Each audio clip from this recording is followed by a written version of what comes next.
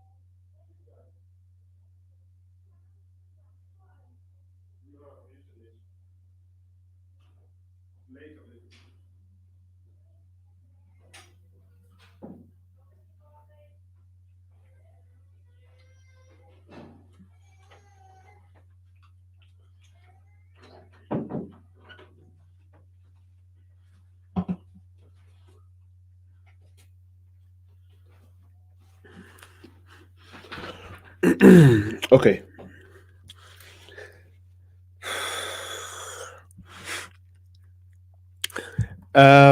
Kasooke tulabe vidiyo eno.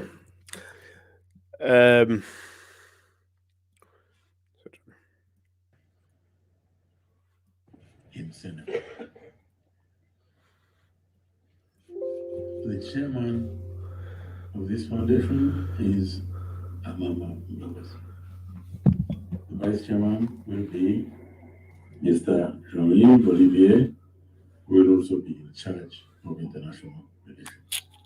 So I'm issuing this in my capacity as chairman of Africa Global Security. Thank you very much. Hey, amangu ago. In Senegal.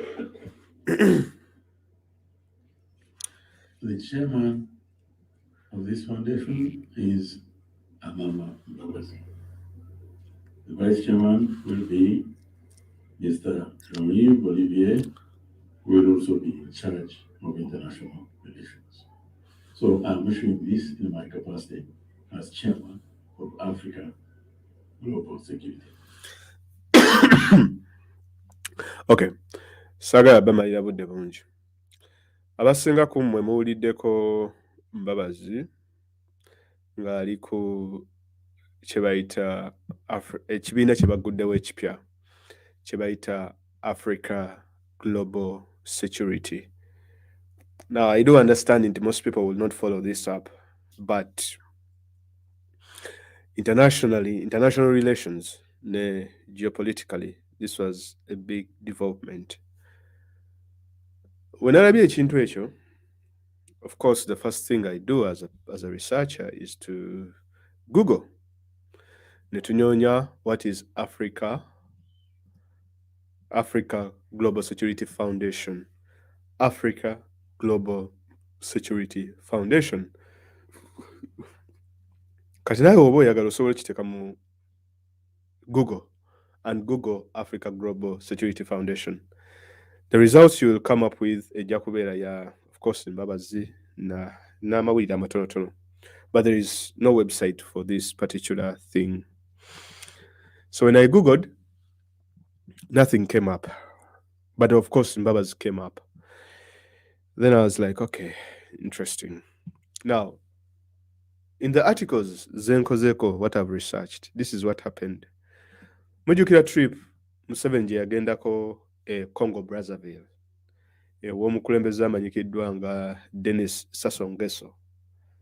Denis Sassou Nguesso is also a dictator. I think amaze mu bukulembeze like almost 30 years. I don't know. Let me see. I don't want to get things wrong.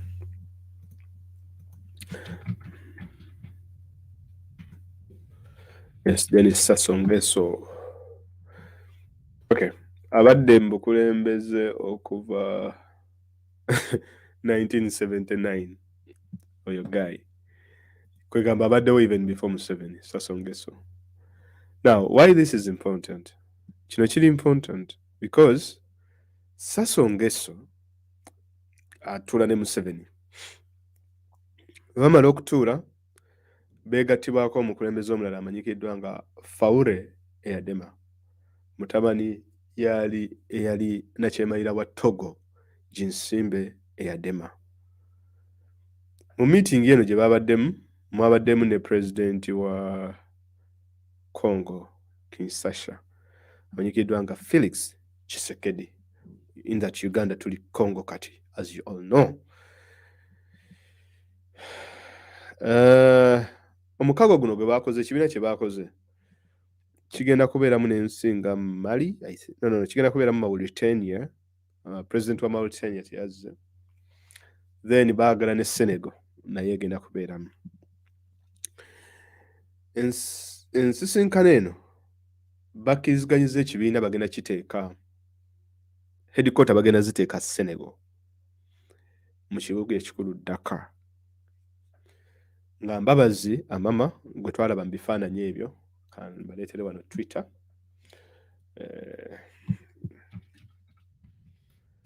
Most of these things I retweet. Ebintu bya Museveni ebimu I retweet so that I don't forget them and so that I can. Kyemuva mulaba nti you guys need to follow.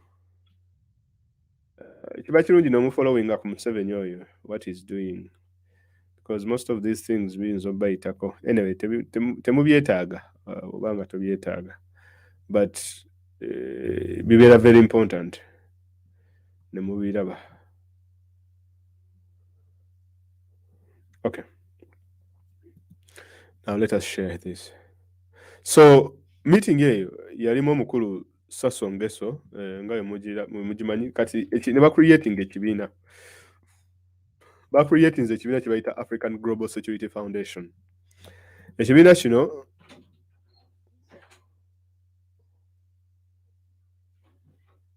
you okay? Ekibiina kino kigenda kukola ki? Babano.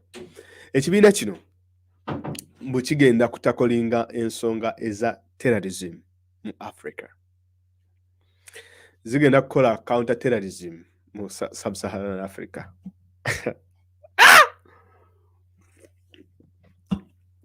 Konze kale ate Ahmed Mbadi ne Kasimu bakwataganye bagenda kusortinga terrorism. Ekikwewuunyisa ku bapresidenti bano bonna aba meetings tekuliko mpozi owa Mauritania bamutaddeko lwakuba musiraamu. To give it a face. Naye bonna abasinga si basiraamu bagenda kulwanyisa terrorism. African Global Security Foundation. Be very careful. Kuba kakati ebyobufuzi ebiri international byatandise. Museveni tatera kufuluma. Naye ku luno yafulumye n'agenda Congo Brazzaville. Era nga ffenna tulindiridde tumanye kiki ekyamututteyo. Tulabamu ebintu nga bisatu. Bacreatinze omukago guno. Ekyokubiri okubeerawo kwa Mbabazi. Ekyokusatu Museveni's image internationally mbi. Bino byonna kakwenza kumukuba migo His Excellency Kyagulanyi Ssentamu 4 years down the road. Museveni's public relations internationally ebadde mbi. Now, this is where omukulu ayitibwa John Jean bamitani mwerabidde bannaye erinnya zzibu lyakwogera. This is my kind of stuff byenjagala ennyo okwogerako anyway. Katugende wano kati ninnya njagala nti mbaleetereko katonotono. Wano omukulu ayitibwa Jean Vez Olivier wajjiramu. Muwulirize Mbabazi mu bigambo bye abagambye ye chairman naye agenda okuba depute we bagenda kuba bamuyita John Vez Olivier. Ali awo musajja kamubalage naye. John Vez Olivier nze kati he was the point of interest. Now abasinga okumbuuza mayanja ebintu byogwo binyonyereza otya n'obitegeera. Now for me this is how I do my research. Nti ntandikira ku African global security, then I look at a point of interest nti Mbabazi, then ono Jean Yves Olivier oyo yagenda okubeera Mbabazi chairman, ono yagenda okubeera depute we ndowooza, naye yagenda okukwasaganya kye tuyita international relations. Yagenda okukwasaganya kye tuyita international relations. Jean Yves Olivier. Omusajja ono nagambye ye kale katunyonyereze yaani. Kati mu kunyonyereza okwange okutonotono, this is what I discovered about omukulu ono Yves.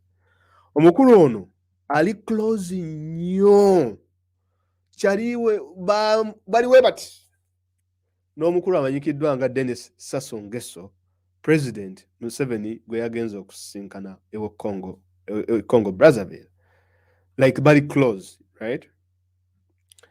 Naye ekyasinze okuntabula mu bintu bino byonna bye nabadde nnyonyereza, omukulu ono alina ekibiina kye yakolera Denis Sassou Nguesso ekiyitibwa the Brazzaville Foundation.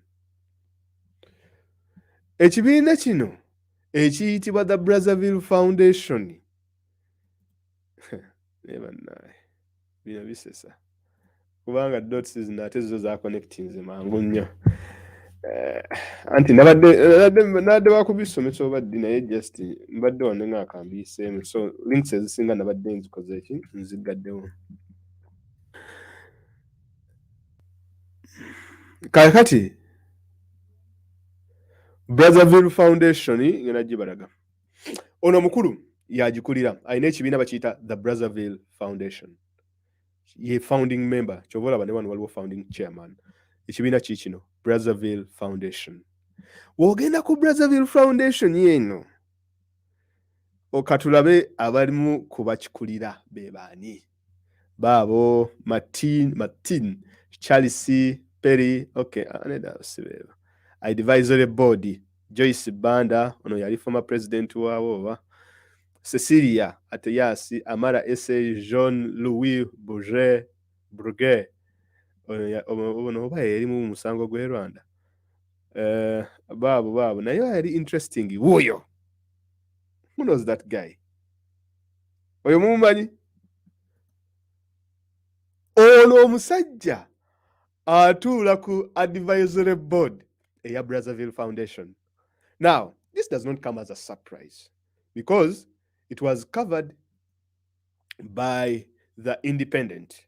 Era Independent article yino wano yagiwandiika ng'eyogera nti Mbabazi afunye ekifo mu Brazzaville Foundation. Now, ngena babulira lwaki why this is important. So hiyo article Independent yagifulumya ennaku z'omwezi nga 31 March 2018, Mbabazi appointed to the Brazzaville Foundation Advisory Board. Now, fenna abasinga ekyo kyatubuuka, we did not follow it up to understand what was really going on. Now, kye tulina okwebuuza bintu bibiri nti ani yasindikayo Mbabazi, ani yamurecommendinga mu Brazzaville Foundation Advisory Board.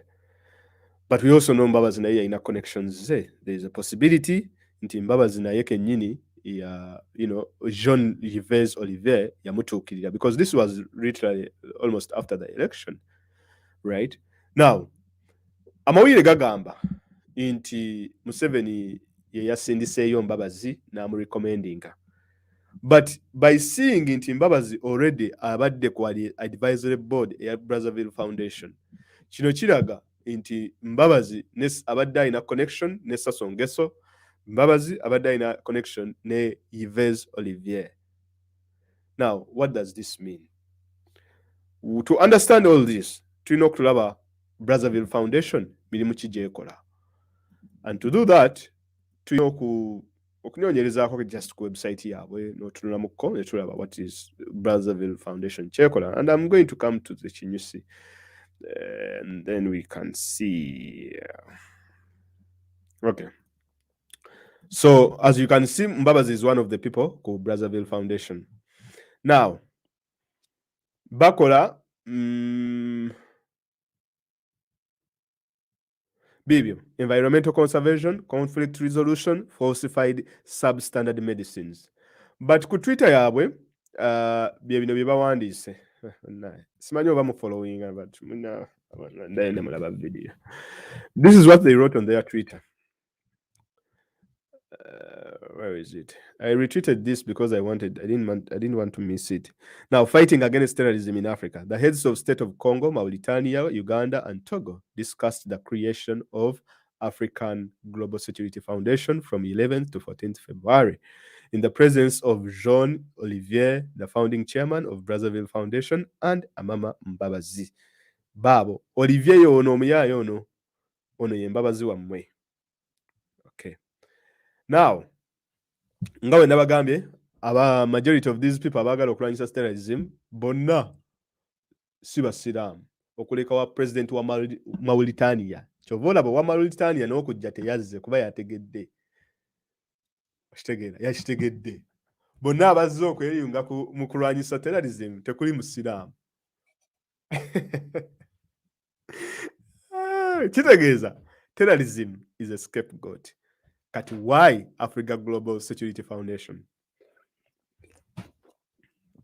To understand lwaki Africa Global Security Foundation is interesting, we need to look at Africa Global Foundation controversies ebaddemu. Gye nasanze article eno.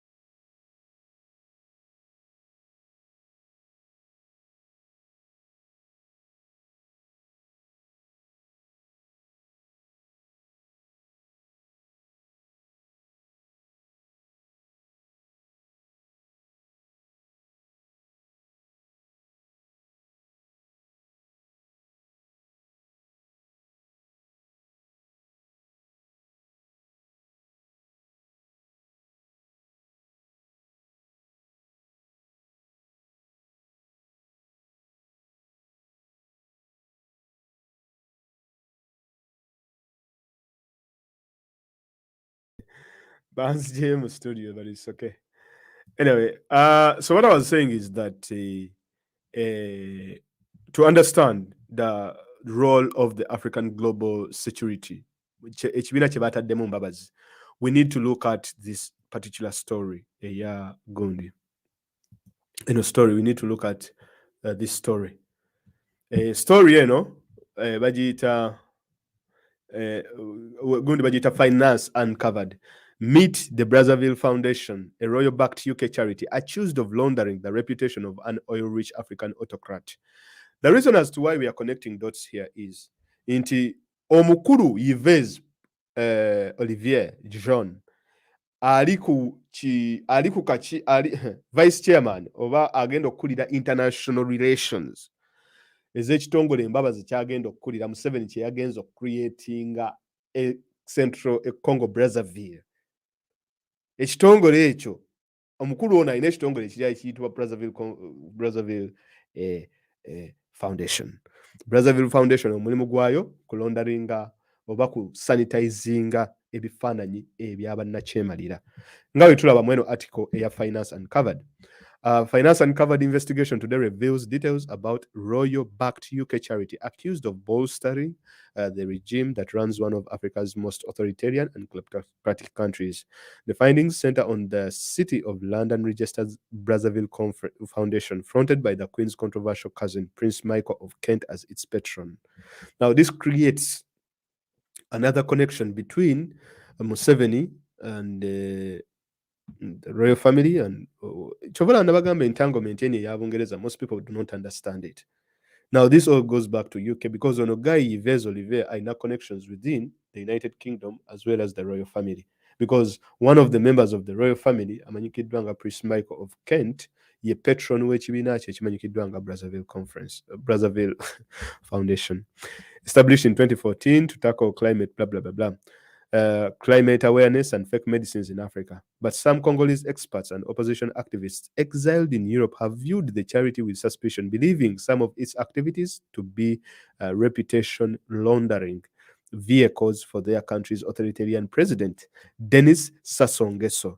Indeed, early versions of the charity's website, since removed, described him as its inspiration. These accusations are strongly denied by the charity, which says any suggestions it is a tool to promote President Sassou Nguesso's interests in factually wrong and completely unfounded. Okay, now, but Finance Uncovered's investigation into the charity's origins have raised new concerns. It was set up by Jean-Yves Olivier, a wealthy French commodities trader who has been a friend of Sassou Nguesso for more than 30 years. He established it shortly after his company received 60 million windfall from an oil deal he brokered with Sassou Nguesso. Olivier and his company provided the bulk of the charity's initial funding, largely through invoice offsets from his personal and company expenses. He set it up with the help of Britain's most controversial PR gurus, Lord Tim Bell, who became a trustee. Bell's now disgraced and defunct PR firm, Bell Pottinger, also advised Sassou Nguesso on how to win constitutional referendum the following year that extended his grip on power. And Olivier once boasted that the charity would be attractive to its members as a networking platform with other business and political figures. Now, oye Jean-Yves Olivier are creating ekibiina kya Brazzaville Foundation after receiving a $60 million deal, after a 60 million after his company received a 60 million windfall from an oil deal he brokered with Sassou Nguesso. Now, we also know that in Uganda, it is the French that are actually taking over our oil and stuff like that. But going forward, wenabadde omusajja wuno ono yagenda okumyuka Mbabazi ono kakati ono ye mulangira wa wano, Prince of Kent Michael, ye patron wa Brazzaville Foundation, ono ye Yves Olivier oyo. Alleged plundering of the Congo. Article eno mujagenda mugisome eri ku website bagita Finance Uncovered. Ono ye president wa Congo amanyikiddwa Denis Sassou Nguesso. Museveni gwe ya meetings ne ba creating ekyo ekibiina kye bataddemu Mbabazi okubeera head. Article mpanvuko sijja bisome wano. Royal connection byonna bibiri awo. Our work is thoroughly worthwhile. I've read through the entire article, but literally what it shows nti ono omusajja ono wuyo Jean-Yves Olivier omulimu gwe gwa okusanitizinga oba okukola PR for these African dictators abali obubi in one way or the other. Era nga mu bali obubi abalina image embi internationally, of course we see Museveni, is one of them. Now, what Africa Global Security Foundation Chegendo Kora, it is going to do for Museveni what the Brazzaville Foundation is doing for Denis Sassou Nguesso. Kyova olaba ekisinga okusanyusa nti abali mu African Global Security Foundation bonna bannakyemalira. Mpozi ng'ogyeko Make owe Senegal, naye abasigadde omuli owe Mauritania simanyi bulungi, naye omuli ono wa Faule eyadema 2000 nga kitaawe afudde, Sassou Nguesso over 30 years, Felix Tshisekedi kale naye sinnakyemalira ali awo bwatyo bwatyo, oyo ye puppet wa Museveni, then ne Museveni. These are all people who have image issues almost. But the interesting thing here is nti ekibiina kino kigenda kulwanyisa terrorism.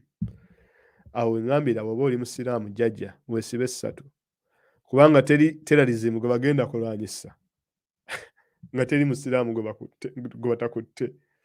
Kubanga kakati wano kyebagezaako kukola kiri simple. Ekiri official kulwanyisa terrorism. The non-official version ziri bbiri. Esooka, clean up Museveni's image internationally through this charity nga olaba Brazzaville Foundation.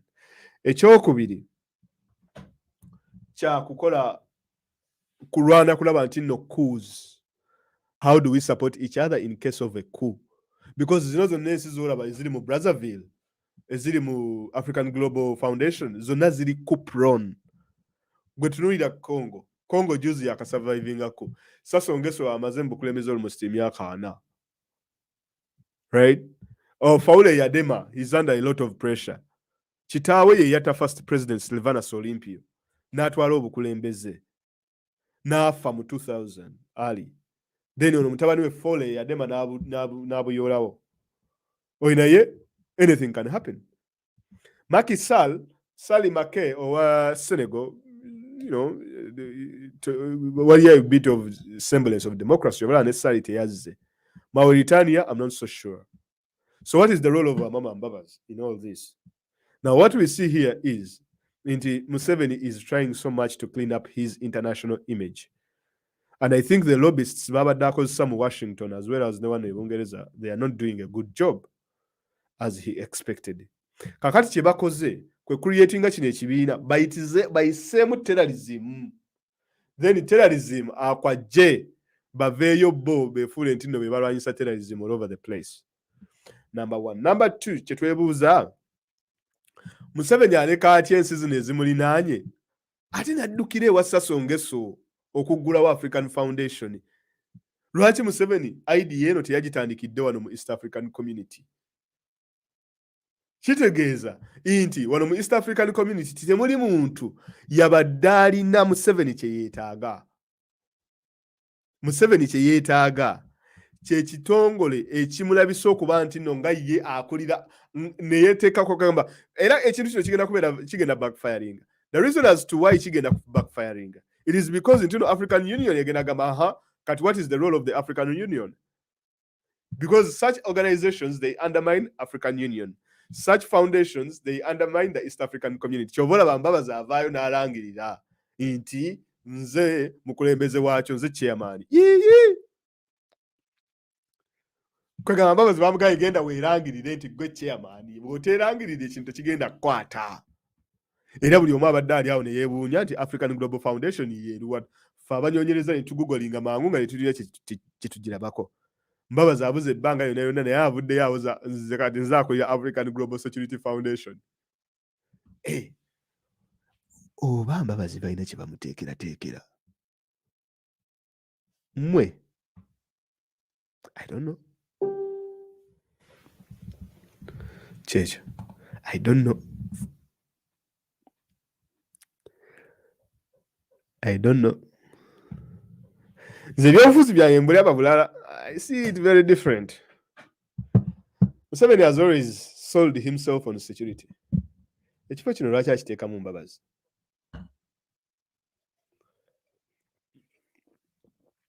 Ne batugamba Yves oyo omu friends agenda kukola ku international relations mu Africa Global Foundation. Come on.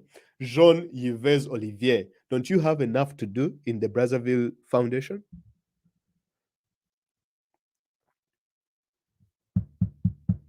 Ayinza okubaawo Mbabazi project yawo.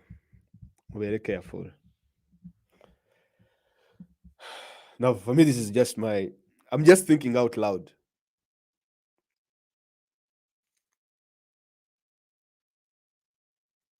Kuba Mbabazi, anyway, name international.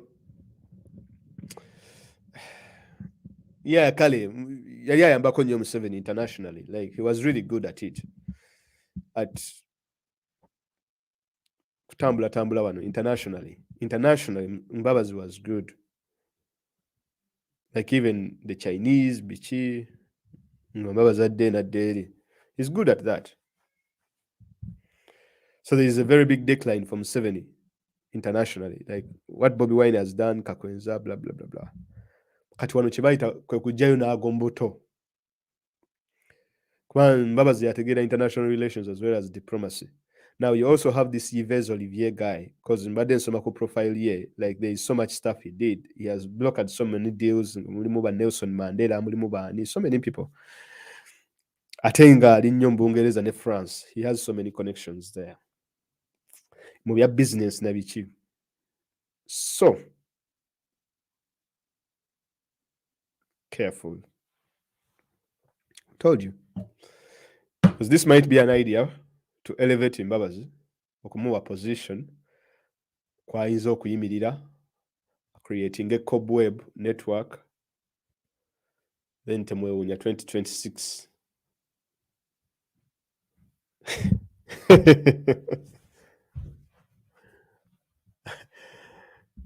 temwewunya tayinza Museveni tayinza lwaki alekawo East African Community n'agaana okuzimba African Global Foundation through the East African Community n'akwata ensi ezibadde tezimukwatirako ddala Central African Republic, Congo Brazzaville, Congo DRC, Senegal, what's the other country? Mauritania. Nga bayitamu terrorism. Kuba bamanyi nti na terrorism kalya ssente. You see, Muhoozi project yeno nze ndaba eri very interesting. Sigamba nti teriiyo. Eri likely. Naye Muhoozi's behavior nga eri very erratic ku Twitter. Nze mba ndaba si oyo omuntu gwabateekerateekera okubeera president. Museveni wandimulabye nnyo ng'amutuma ku diplomatic missions. Sudan, committing about diplomats na biki. Because Museveni understands the role of nati naye kyengamba lwaki teyatumyeyo mutabani we si kumutuma by the way Mbabazi kino ekintu yakibadde wakati Mbabazi n'ekigroup kino ekya Brazzaville Foundation babadde bakolagana for a long time. Ono omusajja ono gwembalaze Yves Olivier abadde akola dira sanitizer kale kaŋŋambe eri bannakyemalira ate bagamba mbu his skilled alina skill mu negotiations oyo Omufaransa Yves agenda okumyuka Mbabazi kati Yves ne Mbabazi bagenda kukola ki internationally.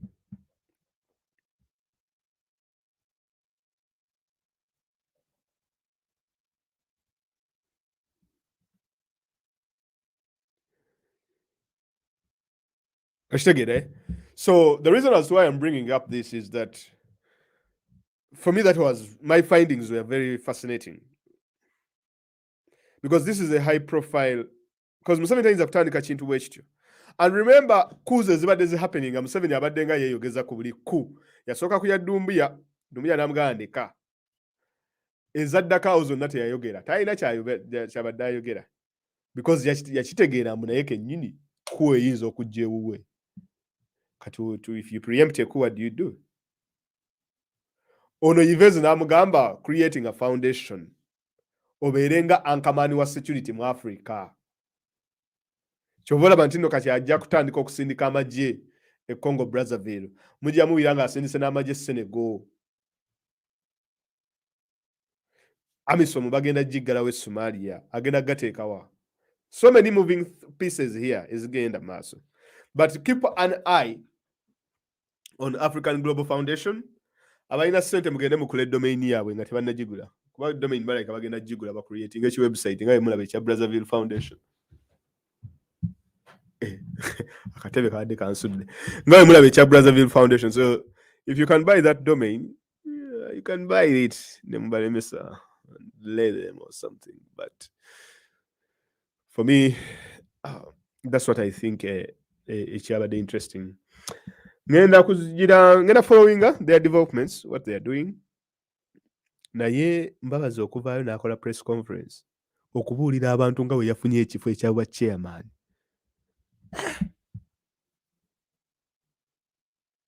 Mbabazi bwe yagenda okulwanyisa terrorism n'akola press conference number, and you think that is something small? So for me, I think international reputation yaabwe mbi nnyo. Teri muntu n'omu ayagala kukolagana nabo, and now they have to do something about it. Kubanga ono omusajja Yves ayina history eyo creating ebitongole ng'ebyo n'abikozesa okusanitizinga bannakyemalira mu Africa.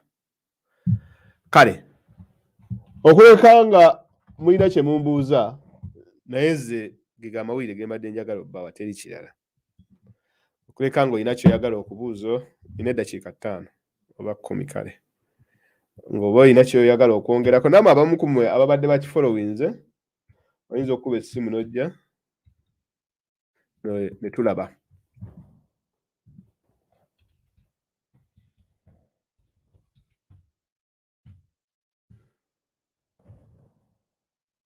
Okay. So if you have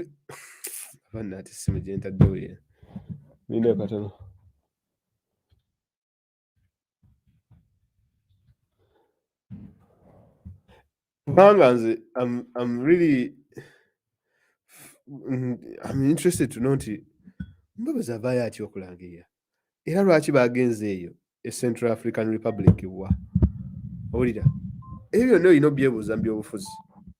Tuyebuuza byobufuzi. You have to ask all these questions. Kubanga bw'otazibuuza ogenda kubeera bagenda kukwata nawe nga totegedde. Lo Sebo Geopolitical Sebo, salamu alaikum. Wa alaikum salam. Geopolitical Sebo. Nawe Geopolitical Sebo.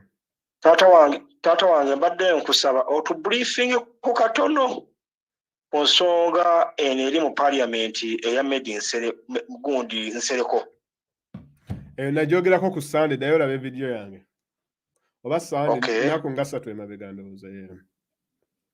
Okay, tukwebaza nnyo Sebo by'okola naye ebyo byonna ebigenda mu maaso byonna olaba nga bagezaako okubika olugendo lwa Bobi Wine, kubanga olugendo lwa Bobi Wine lwatambudde n'abantu bazza meeting.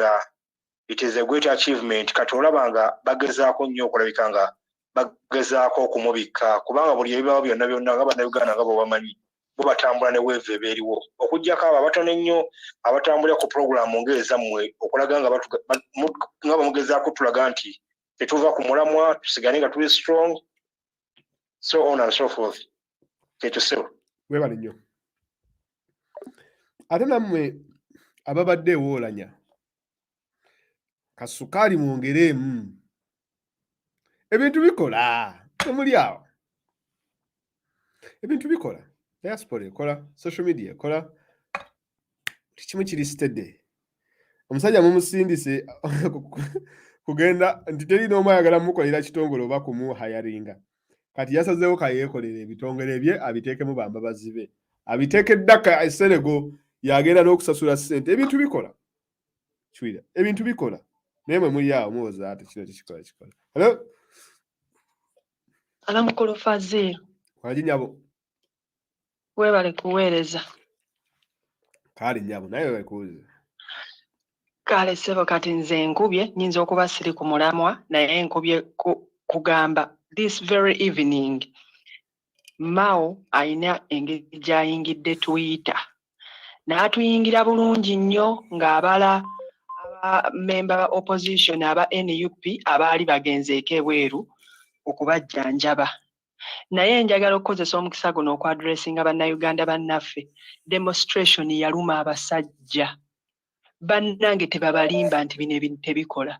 Demonstration erumya abasajja, tuddeyo demonstration omulundi ogwokubiri. Tetuzikiza. Ate twambaye ne t-shirt za DP muzambaye.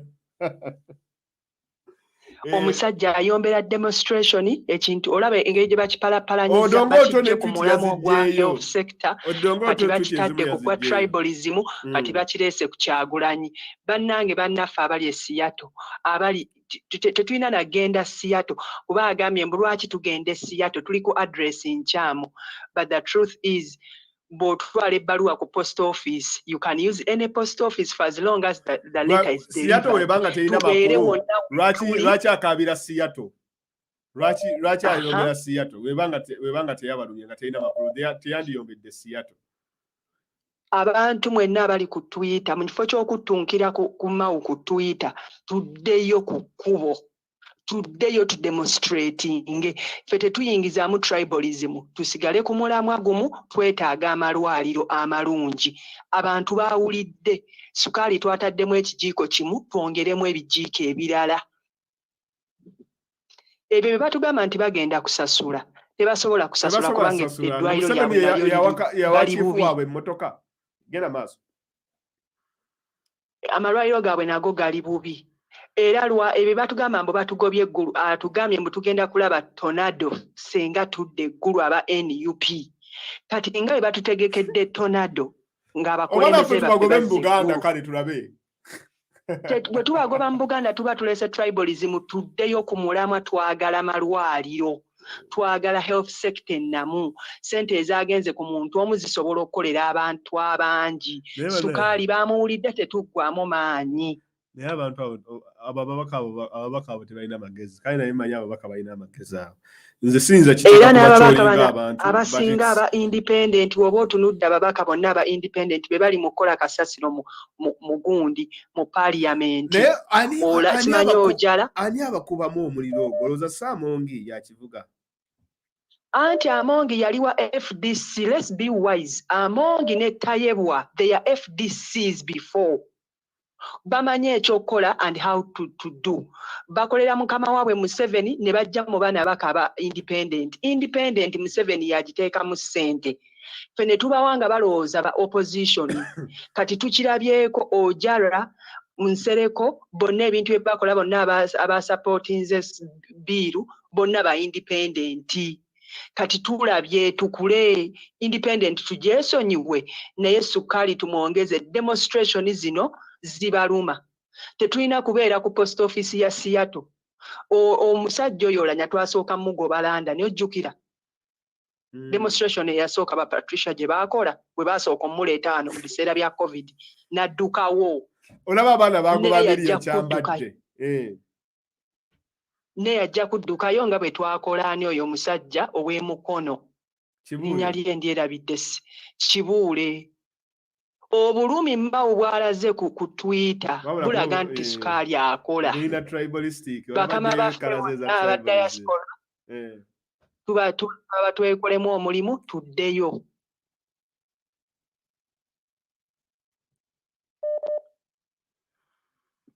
Halo? Yabo.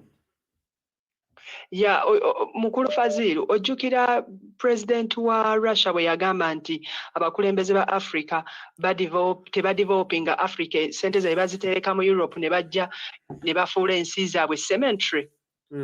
Bano abasajja buli afiiridde ebweru twetaaga ne tumuteeka kwa chart ne twogera ebintu nga tubirinako clarity and evidence. Kuba kati Uganda nayo bagifudde cemetery. Balwalira eri ne babazza okubaziika. Ono bamutwalidde mu private. Ate bo balalu. Toyinza kungamba nti no mwakutte omuntu ne mumuteeka mu private jet. 1.7 billion. Eyo yonna Mawa agamba mbu abasirusiru ba NUP. Mawa avumye NUP. Mawa avumye Zaake ne Kyagulanyi. Nebe naffe tetubifaako tulemere ku mulamwa. Mau yennyini atuvuma naye baamuteekako mu nnyonyi ya UPDF ne bamutwala e Nairobi. Gwe Mao wayowuliddeyo mu kyoligo bayita Mao. Ekyo sikimanyi. Mao manyiwe liggwayo Milton Apollo obote fe tukimanyi tobadde tokimanyi. Mbadde sikimanyi ekyo ojigiriza kiyigirize. Era kitayagala kyolira bw'omuyita Milton Apollo obote tayagala kyolira. Okay. Kyokanga bagamba nti yali short form y'erinnya lye.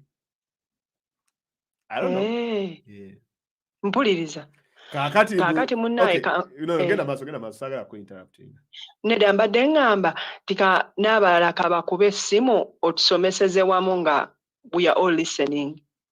Kale webale nnyo okutuleetera ekyamawo ekyo mbadde following nakyo kiri quite interesting naye abantu at least following nakyo nti gwe ddayo some Twitter kaatadde omutwe gw'enkoko. Nongirabye Mau ayimiridde ku bifo bali ba MP abaatugoba eggulu akiggumiza naga tudde eggulu batulage tornado tugenda mulabira ku street za Europe nga tubagamba bakole ekituufu.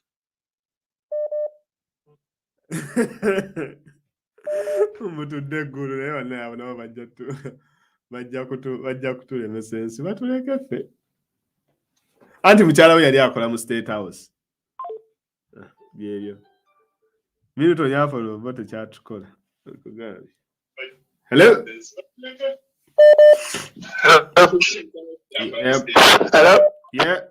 Fazil? Yeah. Hello? Hello? Yeah. Hello, Fazil? Yes, Fazil. Yeah, you switch off the TV or the radio. I hear you following the TV or radio in the background. It's going to, there's a lag, so you won't be able to communicate well. Switch it off. Yeah, just me, yeah. I can hear you now. Uh-huh. Mpulira. Mpulira sebo. Yeah, ebintu bya Mbabazi bali munoyo omusajja omufalansa ne Prince Michael ali discredited wano talina lugendo aye kasajja kakadde. Mbabazi anasobola ati okumanaginga ki ekibiina ng'abeera Uganda n'egyo emyaka. Mbabazi ali myaka gya Museveni ali mu 7.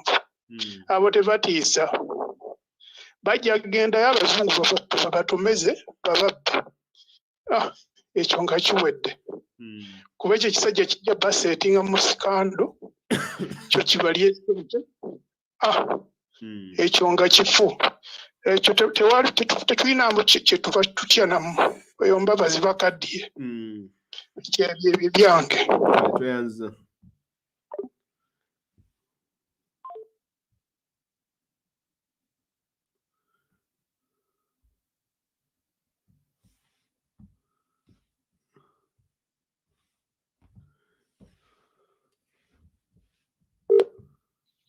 Hello?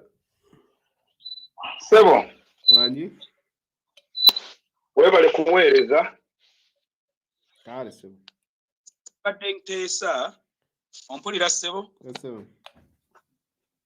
Nti ebintu bya Mbabazi ebyo kyensaba mu abadduumizi ba Twitter muwendule obukolwa bwonna ka group k'aba dictator tuke exposing tugambe nti kano bataddewo ka group k'aba dictator ku sanitizing their evil acts n'obubbi bwe bakola mu Africa nga n'ekyo mulumba n'oyo omulangira w'Kent owa Bungereza lyeddagala lyokka. Kati abantu olutalo lwa peeni oyo Mbabazi takyalina kyagamba bantu.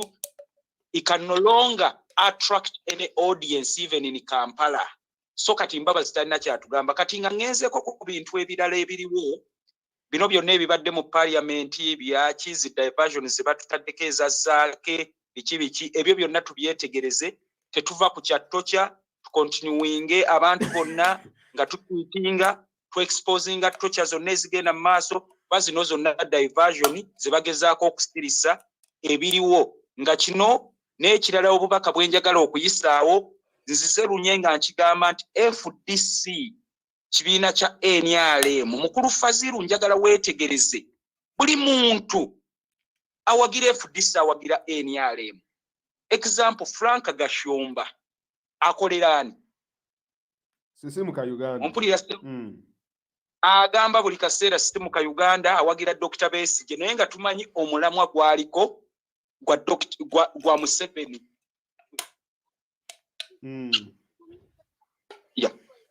So ekyo bannayuganda kibagamba nti tetuva ku mulamwa bano abantu tumanye okuva n'olwaleero ababadde bakyakikuusabuusa nga ffe abamu tugamba abamu twalina FDC nnyo kakongoliro kuba 2021 nga Besigye atandika niyo omusajja yatusiba ekitambaala twakitegeera luvannyuma nnyo ti omusajja akolera Museveni kuba ba strategist banne bonna ate Mao akolerani Mao akolera Museveni ekyo kiriko okubuuza Museveni yabagamba good dipite mukimanyi erimu bamukasambidde ne Mao kati baabo ne secretary general waabwe bagenze kusinkana gundi Museveni abawecha East African Parliament zezo diru zaabwe Siranda ochuli Siranda kati bobye bakolerera banoonya bifo ochulira kati kyengamba banna Uganda tube bagumikiriza tetuva ku mulamwa tumanye kye tuliko kwa bana abantu bonna tubalabye bye baliko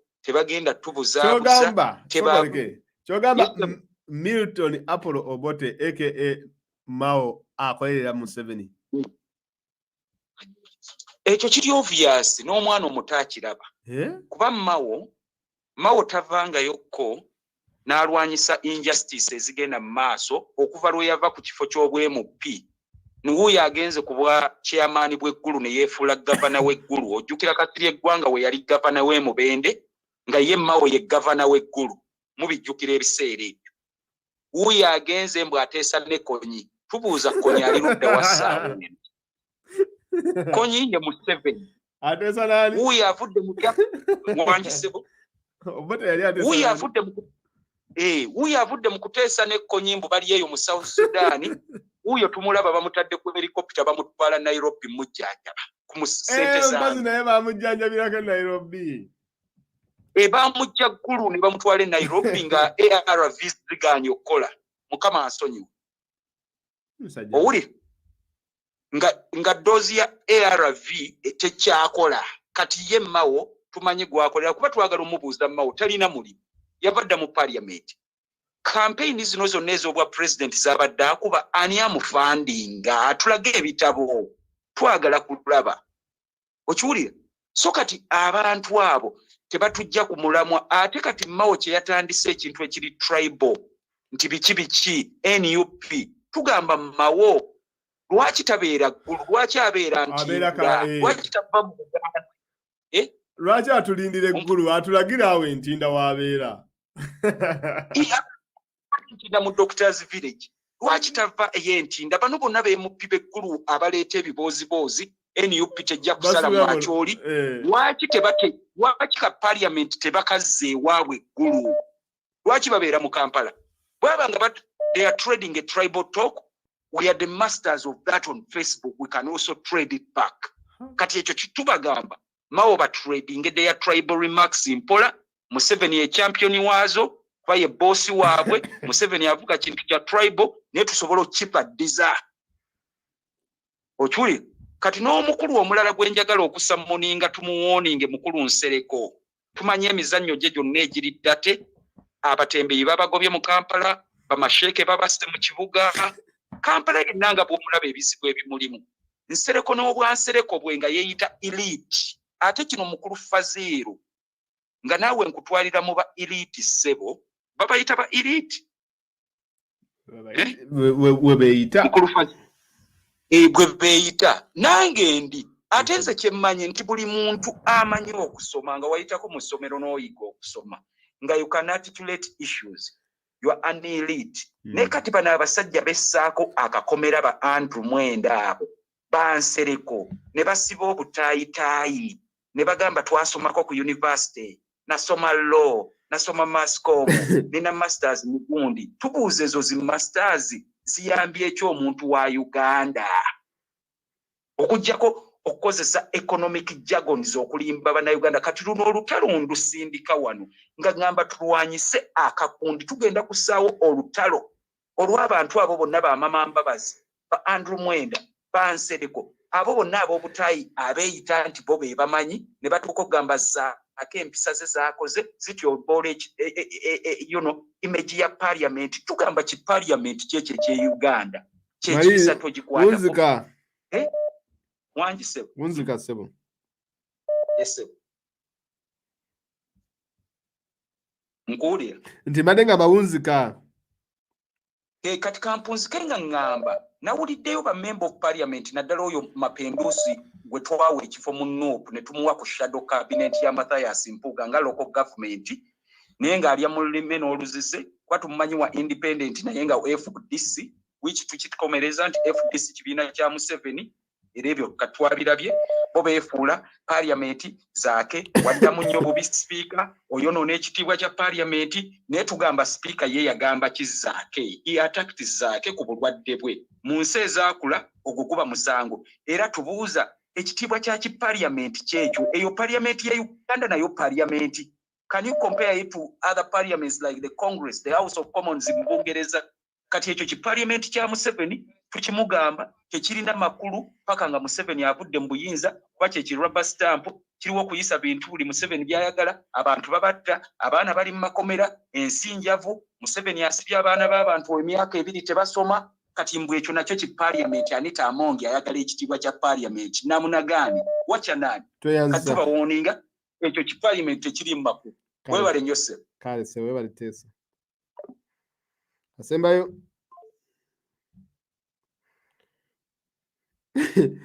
mwana byo nomvubuka wakikankane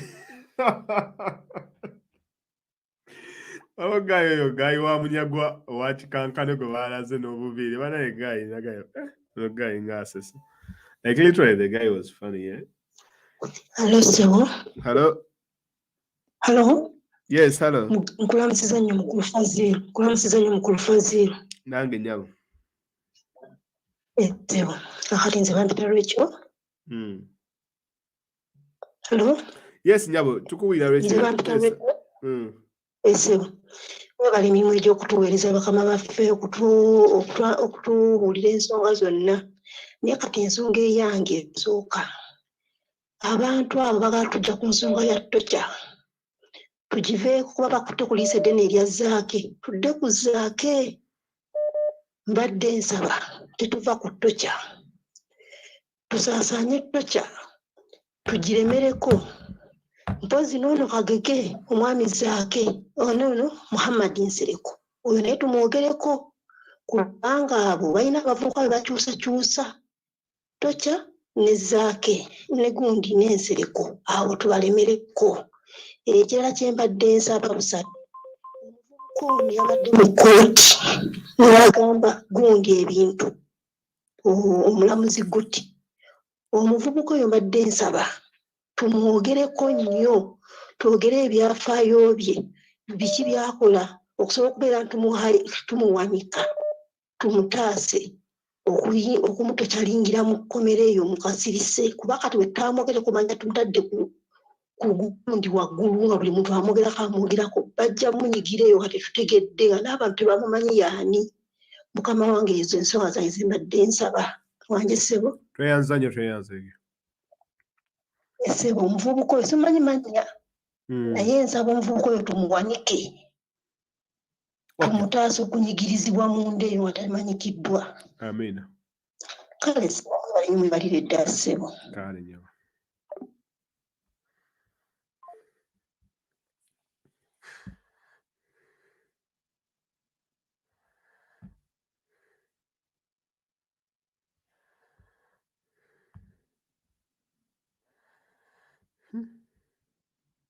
naye mwe mulowooza Museveni kino ekisanja n'akimalako walayi tasobola kimalako okay ayinza kimalako naye nze ndaba kizibu it's going to be hard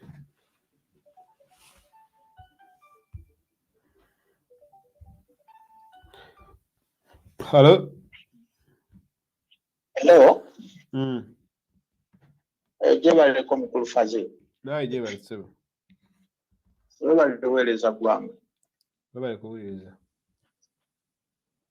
naye nze mbadde ngamba mukulu Fazil nti oba senga mufunayo obudde musomese bannayuganda paliamenti ekola etya kubanga nze ndi sure bannayuganda mwabawa ekifaananyi ekitali kituufu paliamenti weekola kyova olaba bannayuganda basigala bagamba nti bapaliamenti gundi baffe tubalwani bwe bagenda yisaawo kino mubannyonnyole paliamenti ekola etya bwe banaategeka paliamenti nti ekolera ku figures then bajja kumanya nti ebintu ebimu however much they want to push them tebisobola kubeera successful mu paliamenti kubanga omusajja gwe mulwanyisa numbers yazirina naye munaaba temunakyusa mindset y'abannayuganda kutegeera paliamenti bwekola abatono bakitegeera ne the vast majority tebamanyi kubanga ekyo temukibannyonnyola bo balowooza paliamenti opposition esobola okugenda neewakanirayo neewangula mubannyonnyole gundi eyo ekola etya webale nnyo ssebo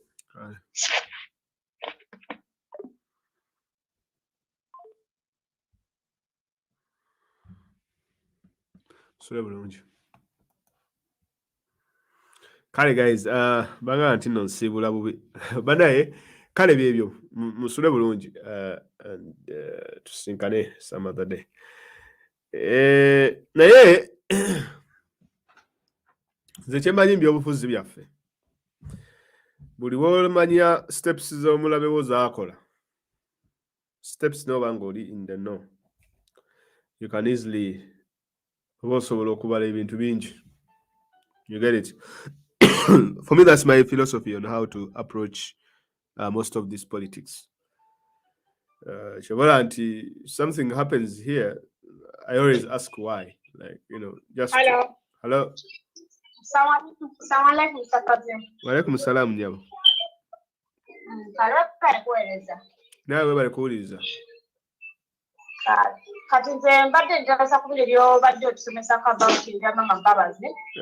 Amama Mbabazi tulina okutuna just balumba ku Twitter. Otuna bakuzira ku Twitter na kulumba Royal Family ekyo ebintu bya Royal Family. Kati kumene ebya eby'abantu banno ekitulina kitwalagala serious tetukizanyisa. Mulina okumanya brother wa Museveni ali ggulu. Ekyo tulina okumanya Salim Saleh. Oyinza okubeera awo ng'abantu bali behind Salim Saleh ali bateeka mu ssente bali ku syndicate ekintu. Yuko baagala kuwamba eyo side ya north. Kati tuyinza okubeera wano nga tuli kubizanyiramu naye nga bali Salim Saleh nga Museveni bali bisiteekamu nnyo ssente. Kati ekintu nga ffe abantu ba north naffe tulina okukizanya nnyo tulina okukizanya nga tuligendereza nnyo. Oyogedde bulungi. Wante mbadde nteesa nze.